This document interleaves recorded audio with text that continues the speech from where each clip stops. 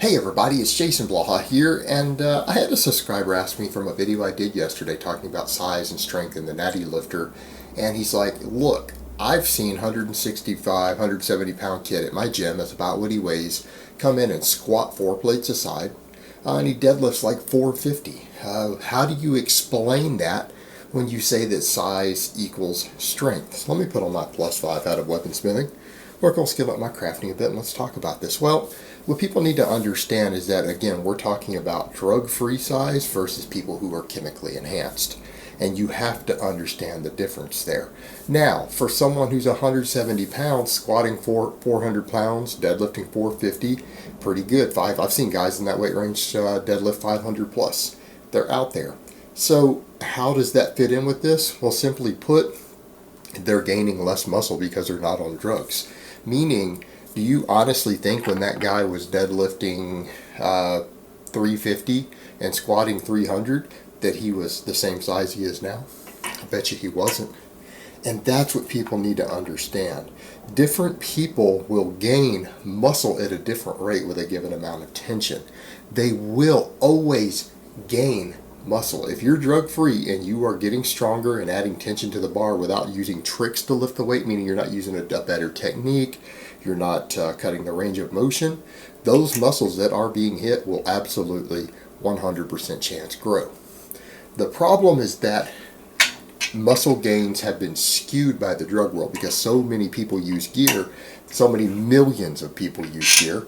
In fact, when I was living in the UK, the NHS did a survey, and it showed in the survey, this anonymous survey, that 1 in 3 guys in gyms in the United Kingdom were on steroids. 1 in 3. All right, that's a pretty big demographic. Now, I bet you the number isn't that high in the US, but it's pretty high. How many of those dudes run around saying they're natural?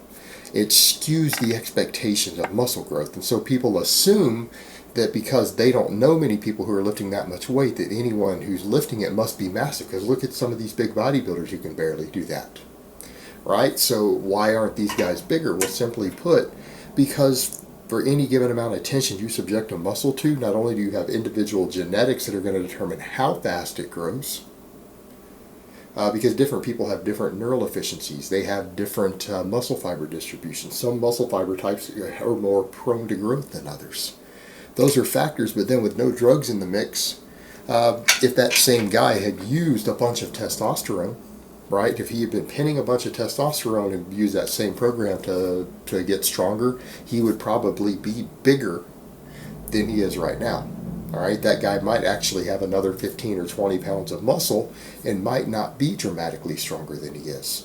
But it's because he's done it completely clean that as he's building up a real solid drug-free strength base, because anyone who can squat 405 for a couple reps, who's completely clean, is pretty good, especially a sub 200 pound guy. But here's the thing, he's probably also approaching his natty limits, and that's a big factor there too. You need to understand he did grow as he got stronger, but the guy had natural growth. He probably has grown at the pace that his body will allow him to in the normal hormone range. The heavier weights and things and the better tension he's putting on it has probably allowed him to maximize it. Now, 170 pounds actually isn't that small. A lot of people say, what are you talking about? Well, it depends on how tall you are, how lean you are. But if a person started at 150 pounds, let's say they're 5'7", they weighed 150. They go to the gym and they put on 20 pounds of solid muscle. All right, most people aren't going to gain more than about 25. About 25 pounds. And so it's 20 to 30 depending on your height, your frame, things like that. But on average, about 25 pounds is about all of the muscle you can expect to gain completely clean. So if the guy started at 150 and wasn't fat, and he put on 20 pounds of solid muscle, he's only going to weigh 170. He's probably at the same body fat amount he has there, he's probably going to cap out at about 175. Probably going to cap out about 175.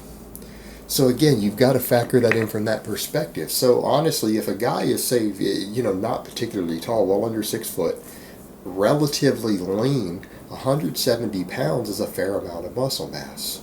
So the guy does have muscle. He does have muscle. Now, the other thing, though, that some people will point out, well, I see guys who look bigger than that, but you've also got to ask what muscles are they big in, meaning there are guys who have really big chest and arms, but if that's all they train, Obviously, that's going to be bigger, and when they go to do the big heavy lifts, they may not be very impressive on them. They might not be if they never do them. You know, and that's a reasonable thing that people need to understand. People who don't train big sections of their body or give it minimal training obviously are going to be weaker on big exercises that use those body parts. Meaning, if you don't train your core in any way, let's say you've built your legs entirely with leg presses, you've done a lot of chin-ups and pull-ups and bench presses and seated overhead pressing to build your upper body and curls and tricep extensions. You might have a pretty big upper body. You might have pretty big quads, but you're still not going to be able to squat and deadlift because you have no core strength, you have no lower back strength, maybe minimal hamstring strength. When you go to those big exercises, all those other muscles are lagging, so those guys come out weak too. Whereas in the guy who's trained those exercises, he's going to be more balanced in that regard. And if the guy didn't do a lot of bench pressing or a lot of chin-ups and he didn't maximize those things, his core might be extremely well developed. Glutes, hamstrings, all this stuff really well developed, and you're looking at the guy just at the top and you're thinking, well, he doesn't look that big because he doesn't have massive shoulders and a massive chest.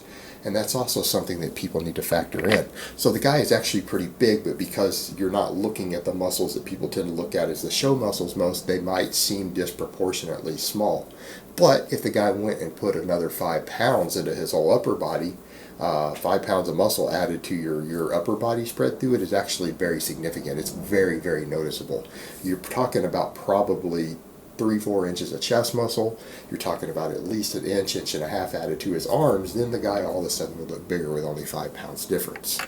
So that's also a factor too when you're looking at show muscles versus his full body strength. It can give the illusion that a guy might be smaller than you think they are if they don't have particularly big biceps or particularly wide shoulders, but they still have overall development through most of their body. Maybe just their back and their legs is well developed because that's the exercises he's focusing on the most. Now, the other thing you have to factor in again is with the drugs. We've even seen studies on this, and this is what skews people's perceptions. Yes, people who use anabolics, the muscles that grow from the drugs, do get stronger. They don't seem to get proportionately stronger. They don't get proportionately stronger. And that's actually a disadvantage for guys in smaller weight classes in, say, powerlifting or Olympic lifting or whatever. Drugs can actually mess up your weight class because sometimes they can allow you to pack on muscle faster than you gain strength to be proportionate. And so sometimes they can be problematic. And the data I've seen actually suggests that generally people based upon muscle cross-sectional area, if they've used a dose-dependent amount of drugs, meaning the guys who use even heavier doses of drugs, they gain less strength per volume of muscle than had they done it 100% through training. So meaning a bicep that has gotten to a certain size just from doing curls and chin-ups is going to be at a certain strength level, but if you took someone else and you used a lot of drugs and you doubled the amount of size that bicep has over the smaller guy, he's not going to be double the strength. All right, his bicep isn't going to produce as much force. There's a lot of theories behind that, and it's not saying it won't be stronger. A bigger muscle is a stronger muscle, so even if drugs grow muscle, it does go up in strength. We've seen studies on this to where guys don't train at all and are put on testosterone, and their bench and their leg press and everything improves. Their lifts go up, but it's not proportionate, meaning someone who gained the same amount of muscle doing purely lifting without the hormones will be stronger. Those muscles actually do seem to be stronger if they're at the same size. So when you look at it from that perspective, a guy who is actually very strong and within 5 to 10 pounds of his natural limit has probably just trained clean the entire time, and he's gained as fast as he possibly could drug-free. All right, because he's trained heavy, gotten strong, built a strong foundation, that person actually is making fantastic gains for drug-free. It's just that our minds get skewed. Our minds get skewed by the sheer amount of drug use out there that we don't seem to know oftentimes as lifters anymore what's a reasonable expectation for how fast a person's going to grow drug-free. Like, people out there really and truly think that there are people who started at a normal body weight who weren't really sick or anything and hadn't had muscle wasting who are going to gain 40 or 50 pounds of muscle drug-free. That doesn't happen. That doesn't happen. You know, or they honestly think that a person's going to gain 20 pounds of muscle the first year, 10 pounds of muscle the second year, 5 pounds of muscle the third year, because they see some of these potential growth rate charts.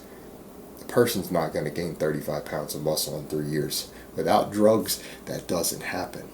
So what you see with that is that a person who's maximized on what they have, maximized on their genetics, trained hard, trained heavy, got strong, and just grew as fast as they could. But at the end of the day, the guy's not using drugs. He's not going to see drug-like growth size, and he's not going to get as big as guys on drugs. So you probably will see guys in the same gym who are weaker than him that are bigger than him, carrying 10, 15, 20 pounds more muscle, who maybe can't quite lift what the guy can lift. Maybe they're a little weaker.